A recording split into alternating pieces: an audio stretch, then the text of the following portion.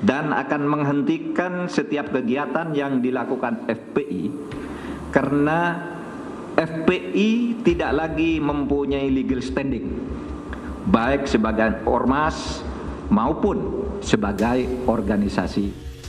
FPI menjadi ormas terlarang merupakan topik pembicaraan di banyak tempat beberapa saat yang lalu di penghujung tahun 2020.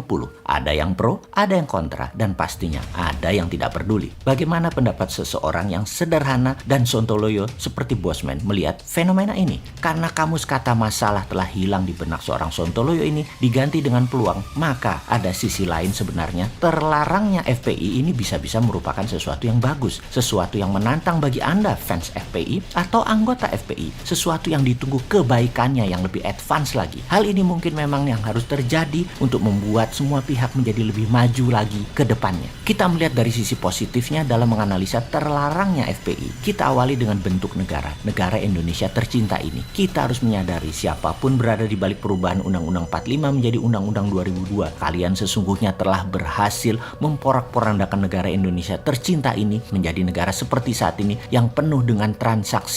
Sungguh, yang sudah terjadi hampir 20 tahun belakangan ini, bernegara selalu tidak pernah stabil, selalu goyang. Karena libido politik berkuasa banyak pihak. Hal ini terjadi karena untuk mendapatkan kekuasaan parlemen menjadi sangat kuat pengaruhnya. Partai politik menjadi pengendali terlalu kuat bernegaranya. Selamat sekali lagi kepada kalian yang melakukan inisiasi perubahan tersebut dan menjalankannya. Sehingga salah satunya hilangnya fungsi musyawarah di sila keempat Pancasila. Juga karena perubahan Undang-Undang 2002 tersebut juga hilangnya pagar pengawal Nusantara yaitu TNI Polri dari parlemen. Sehingga anggota TNI Polri yang sudah tidak bisa memilih suaranya tidak ada juga di parlemen. Ini juga karena Anda yang merubah Undang-Undang 45 jadi Undang-Undang 2002 tersebut. Negara menjadi negara transaksional karena menganut voting right dan popular vote murni. Parlemen dan pemilihan kepala daerah dan kepala negara menjadi tempat transaksi, berdagang, dagang suara, dagang kepentingan. Yang pasti efek ini semua merubah bentuk negara, berubah dari presidensial menjadi parlementer. Oke, mungkin banyak yang tidak setuju dengan pernyataan Bosman ini, bahwa bentuk negara saat ini adalah dari presidensial berubah menjadi parlementer. Namun izinkan saya menjelaskan dari sisi lain, yaitu dengan threshold 20% untuk pemilihan calon presiden, itu adalah ciri parlementer, di mana parlemen dipilih dulu, mengendalikan dulu, baru bersama-sama mencalonkan presiden. Kalau suara mereka lebih dari 20% di parlemen, mereka bisa mencalonkan sendiri calon pemimpin mereka. Di sini calon presiden sangat terseleksi karena harus melalui mekanisme partai. Calon bagus tak berpartai, tidak ada akses masuk ke partai dan tidak mau negosiasi kepentingan partai, ia akan terus menjadi di luar sistem bernegara parlementer ini. Kalau tidak ada yang 20% partai mendapatkan suara parlemen, maka partai bergabung, berkonsolidasi sehingga calon bisa dipasangkan dan diajukan. Pemilihan yang parlemen terlebih dahulu dan presiden menggunakan threshold jumlah parlemen adalah ciri bentuk bernegara parlementer, parlemen pengendali. Jadi versi Bosman, bentuk pemerintahan Indonesia saat ini sejak 2002 adalah parlementer. Sehubungan dengan hal itu, dengan kekuatan pendukung yang fanatik serta kuat, maka saudaraku FPI yang sekarang ormasnya menjadi terlarang, saya atas nama pribadi mengajukan usulan, jangan buat FPI ormas lagi ke depannya. Jangan buat ormas front ini front itu lagi. Ini peluang berikutnya lompatan Anda para pejuang